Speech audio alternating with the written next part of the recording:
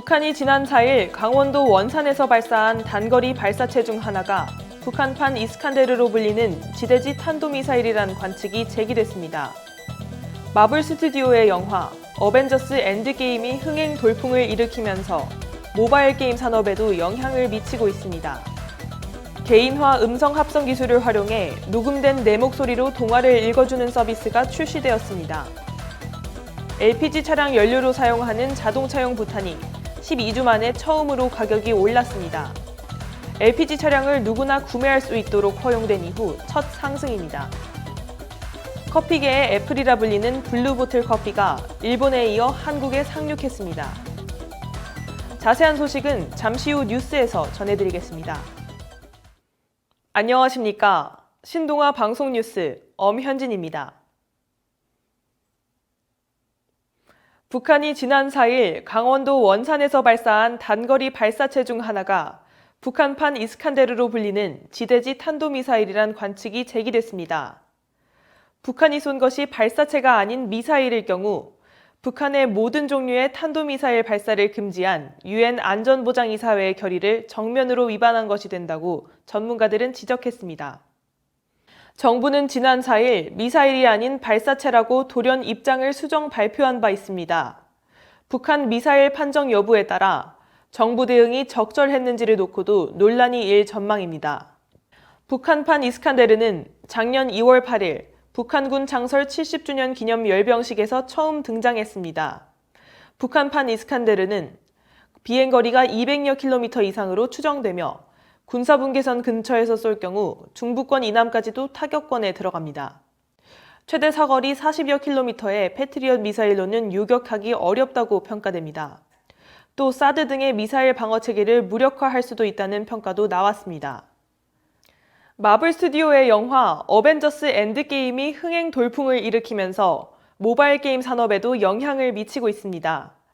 특히 마블의 캐릭터가 등장하는 게임은 순위가 급 상승했습니다.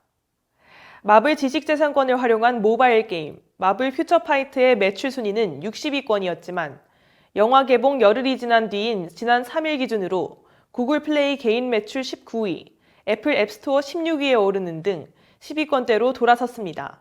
특히 마블 퓨처파이트는 영화 개봉과 이에 발맞춘 업데이트 이후 국내뿐만 아니라 대만, 미국 등 해외에서도 매출 상승 효과가 나타나고 있다는 점이 눈길을 끌고 있습니다. 실제로 이번 업데이트 전후로 마블 퓨처파이트는 미국에서 매출 순위가 50단계 이상 상승하기도 했습니다. 개인화 음성 합성 기술을 활용한 다양한 서비스가 출시되고 있습니다. KT에서 출시한 내 목소리 동화 서비스는 기가진이의 다양한 문장을 녹음하면 인공지능 스피커가 내 목소리로 대신 책을 읽어줍니다.